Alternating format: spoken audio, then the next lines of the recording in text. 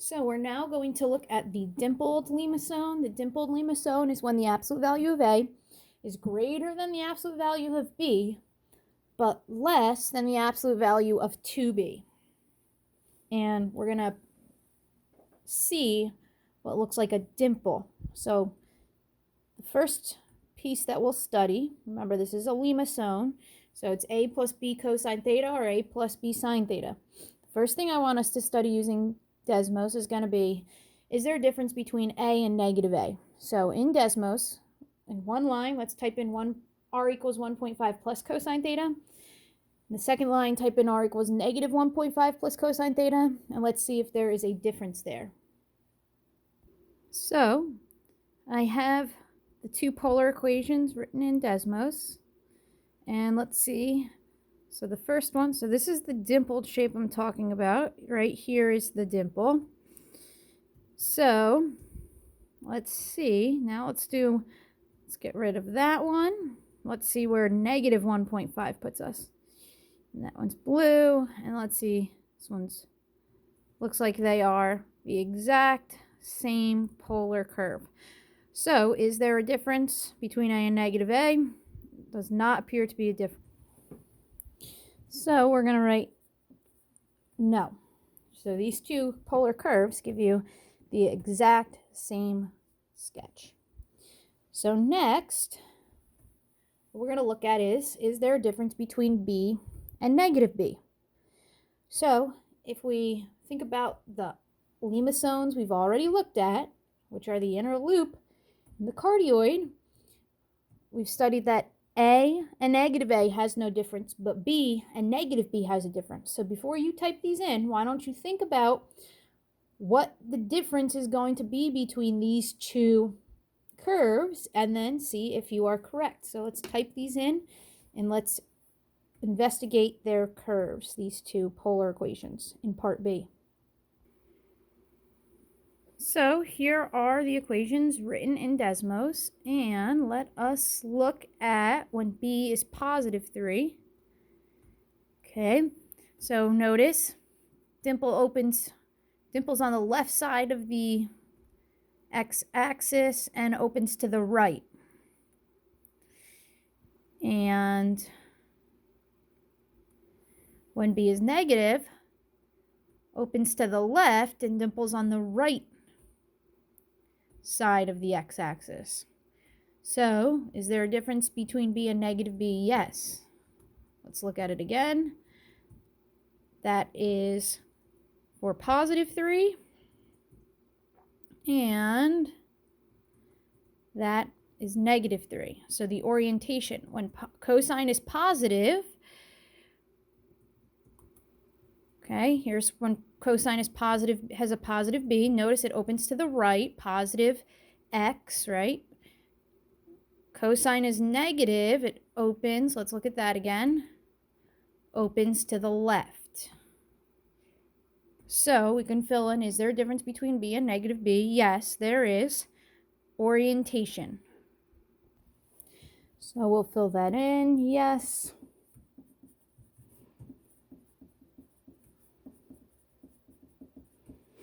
Orientation changes.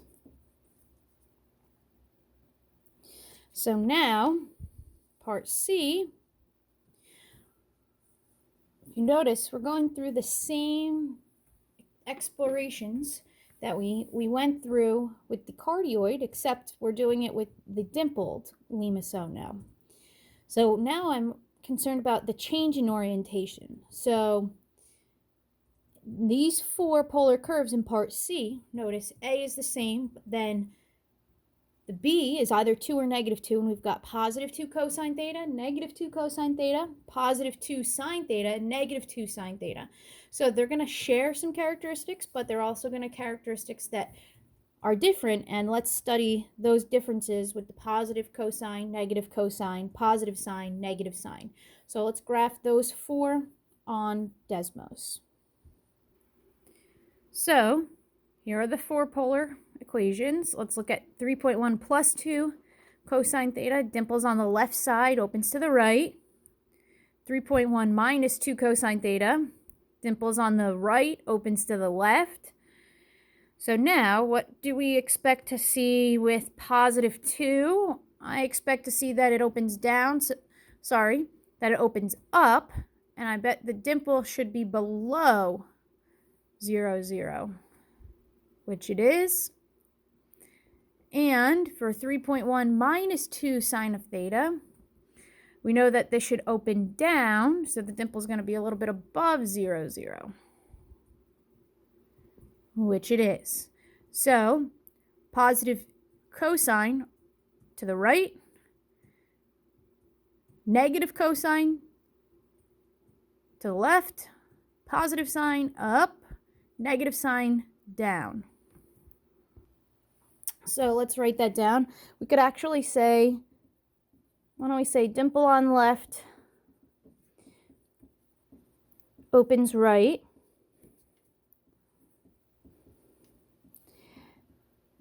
dimple on right opens left,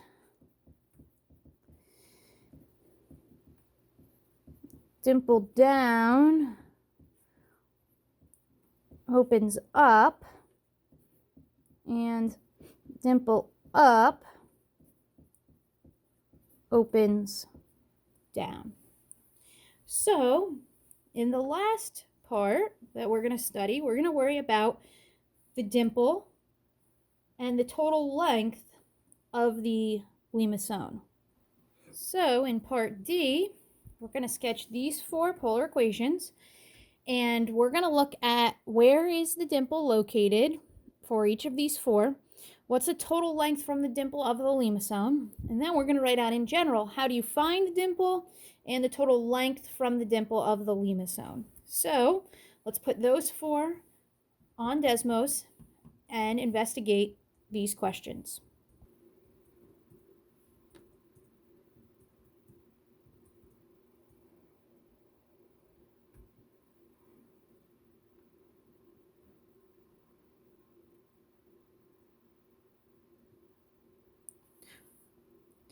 So the first, r equals 2.3 plus 2 cosine theta. Let's take a look. Positive cosine, so we're going to see the dimple on the left. So now let's see how far. I have to zoom in a little here. Okay, this is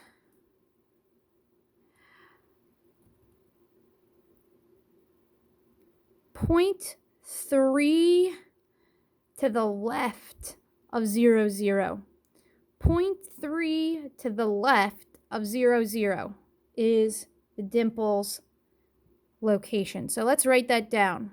0.3 to the left. Now let's zoom back out and get its total length. So from 0, 0 to the dimple we know is 0.3. So now what we need to figure out is the entire length from the dimple across here. So let's see. We know that from the dimple to 0, 0 is 0.3. And from 0 to the end, let's zoom in here. Let's get to the end here and see that's 0.1, 0.2, 4.3. So from 0 to 4.3 plus 0.3, sorry.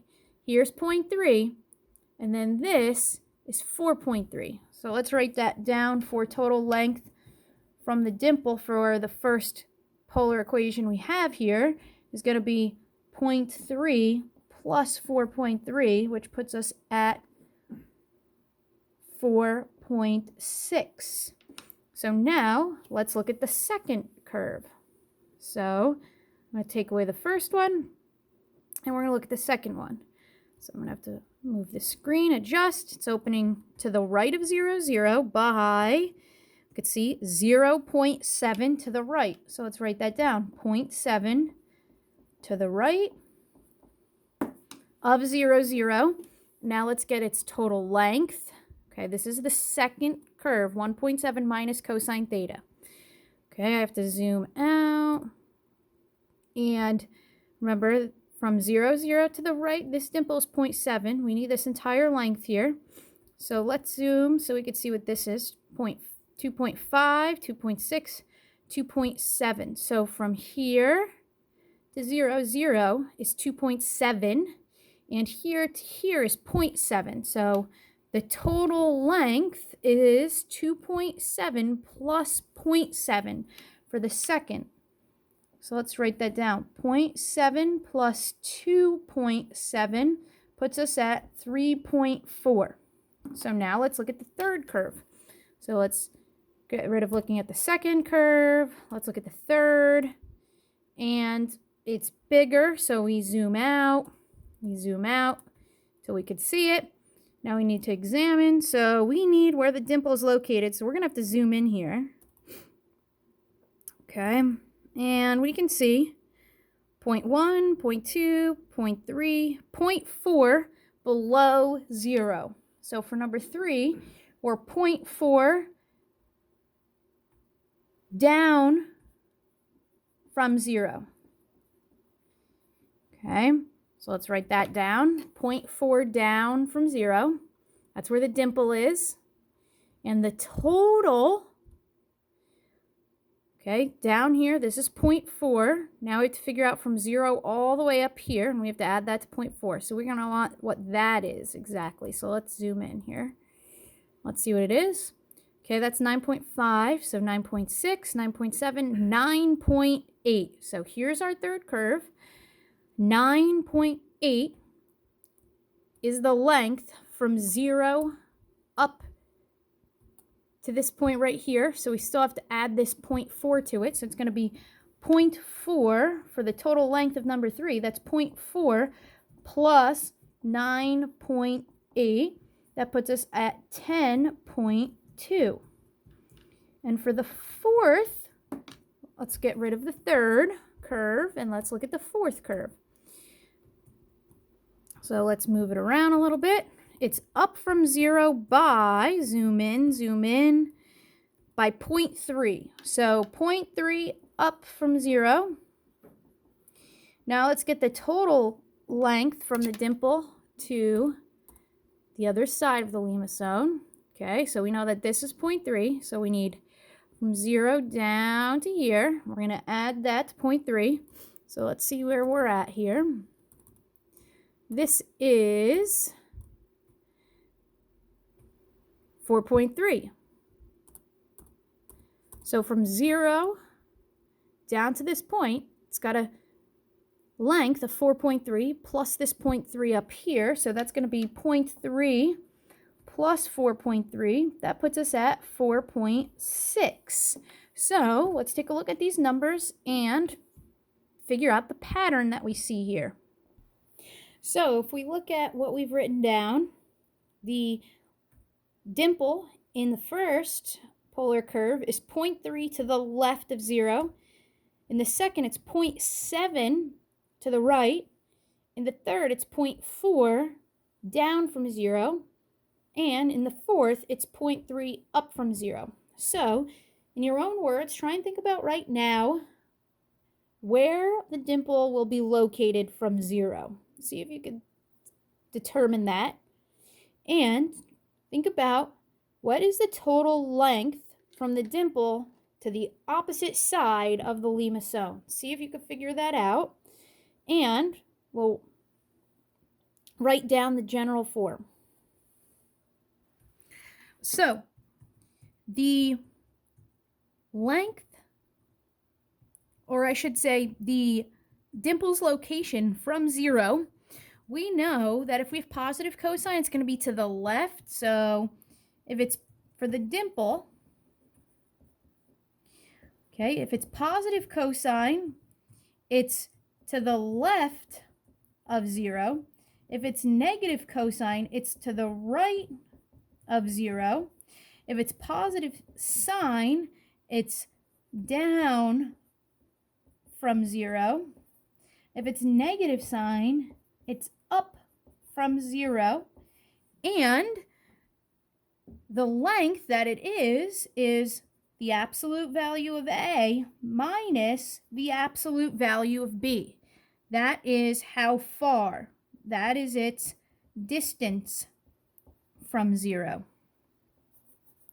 And the total length, if you look at the total length here, okay, this 0.3, this 0.7, this 0.4, this 0.3, that came from the location of the dimple. So then we added 4.3, we added 2.7, we added 9.8, and we added 4.3. Where are those numbers coming from? 2.3 plus 2, 4.3. 1.7 plus 1, 2.7. 5.1 plus 4.7, 9.8. 2.3 plus 2, 4.3. If I take the absolute value of A plus B, if I take the absolute value of A and add it with the absolute value of B, I get this number that's sitting right here. So if we write that down, the absolute value of A minus the absolute value of B, that gave us this right here, plus the absolute value of A plus the absolute value of B. Now, this right here took care of this term. This right here takes care of this term. Now we can simplify this. We have two absolute values of A, and we have minus the absolute value of A minus the absolute value of B plus the absolute value of B. These cancel each other out. The absolute value of A plus the absolute value of A is 2 times the absolute value of A. So the total length from the dimple to the opposite side is 2 times the absolute value of A. So here's an example problem. Our polar equation is r equals 2.5 plus 2 sine theta. First question is this limacon a cardioid? Does it have an inner loop, or is it dimpled? So try and come up with that on your own. Pause the video for a second, think about it, answer it, then play the video to continue. So to figure out what the limacon is, you take the absolute value of A, you take the absolute value of B. Now, your limacon will have an inner loop if the absolute value of A is less than the absolute value of B. The limacon will be a cardioid if the absolute value of A is equal to the absolute value of B. The limacon will be dimpled if the absolute value of A is greater than the absolute value of B, but less than the absolute value of 2B. Okay, A here is 2.5. 2.5 is greater than 2, which is the absolute value of B, but less than double 2, which is 4. So this is dimpled. So now we're going to make a sketch. What's going to be important is the location of the dimple. So the location of the dimple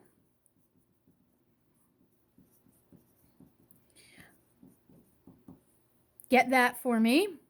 Then get me the total length of the limacon from the dimple to the opposite side. Okay, so pause the video, get that, make the sketch, and then check. And location of dimple, we know since it's positive sign, it's going to be down from 0 by the absolute value of A minus the absolute value of B. So that's going to be 0.5. And the total length is 2 times the absolute value of A. So A is 2.5. Take the absolute value of that, 2.5, double it, you get 5. So it has a total length of 5, not from 0. Total length of 5. So if it's 0.5 here, okay, do your best to make that dimple. Mine isn't that great, but I'm giving it my best effort here. Okay, notice it's below, it opens up. Okay, because we have positive sign, and the entire length here is 5. So that is it for the dimpled limacon.